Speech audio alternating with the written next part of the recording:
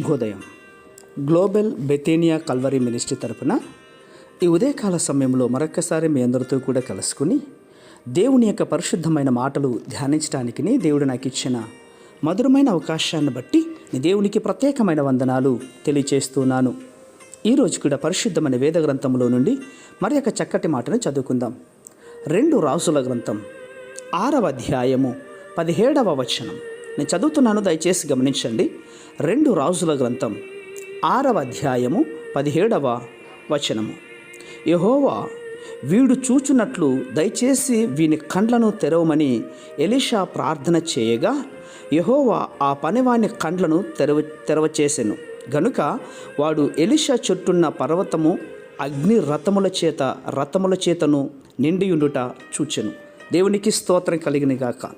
అవును ప్రియమైనటువంటి సహోదర సహోదరులారా, ఎలీషా దగ్గర పనిచేస్తున్నటువంటి వాడు ఎలీషాను చంపటానికి వచ్చిన వేలాది మంది శత్రువులను చూసి భయపడుతూ ఉన్నాడు. అయ్యా నా ఏలినవాడా, ఇప్పుడేం చేయాలి అని భయపడుతున్నాడు. అయితే ఎలీషా అతని కొరకు భయపడద్దు, మన పక్షాన ఉన్నటువంటి వారి పక్షాన ఉన్నట్టు కంటే ఎక్కువ మంది ఉన్నారు అని చెప్పి ధైర్యపరిచాడు. ఎలీషా అతని గురుడితనం గురించి, ఆ గురుడితనం నుండి తేరుకునేటట్లుగా ప్రార్థన చేశాడు. అప్పుడు వారి చుట్టూ ఉన్నటువంటి అగ్నిరథములు గుర్రములు ఉండటం చూశాడు. అవును ప్రియులారా, ఇప్పుడు ఉన్నటువంటి ఈ కాలంలో కూడా ఈ పనివాళ్ళ లిస్టులో ప్రపంచ ప్రఖ్యాతిగాంచినటువంటి అనేక మంది దైవ సేవకులు సైతం ఉన్నారు. మరణకరమైనటువంటి రోగములు వచ్చిన సమయాలలో, ఎవరైనా చంపుతామని బెదిరించినటువంటి సమయాలలో వారు ఉన్నటువంటి స్థలాన్ని వదిలి పారిపోయేవారుగా కనబడుతున్నారు. పిరికితనముతో అటు ఇటు పరిగెత్తుతారు. మాకు రక్షణ కల్పించండి అని చెప్పేసి వారు రక్షణ కోసం ఎంతోమంది ఈ లోకంలో ఉన్నటువంటి నాయకులను, పెద్దవాళ్ళను వారిని ఆశ్రయించినట్లుగా కనబడుతున్నారు. రెగ్యులర్గా గమనించండి, వారు స్టేజ్ మీద ఉన్నప్పుడు గొప్ప గొప్ప ప్రసంగాలు చేస్తారు. అయితే ఎప్పుడైతే వారికి అపాయం వస్తుందని తెలుసుకున్నప్పుడు, వారి మీదకి దండయాత్ర చేస్తున్నారు అని తెలిసినప్పుడు అడ్రస్ లేకుండా పరిగెత్తడం మనం చూస్తున్నాం ప్రియులారా. మరి వీరి కళ్ళు తెరవబడినట్లుగా మనం కూడా ప్రార్థన చేయాలి కదా.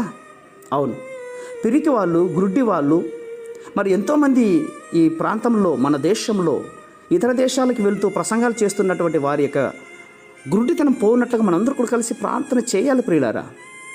పంతు పిలాతు దగ్గర ఉన్నప్పుడు అవును నీవన్నట్లే అనే ధైర్యంగా రాజును ఒప్పుకున్నటువంటి దేవాది దేవుని యొద్ద మనము జీవిస్తూ ఉంటున్నాం. ఆయన ప్రసంగాలు ధ్యానిస్తున్నాము, ఆయన వాక్యాన్ని గురించి బోధిస్తున్నాం. అలాంటి వారు మనం ఆత్మీయ గుడ్డితనం ఉండకూడదు ప్రియులారా.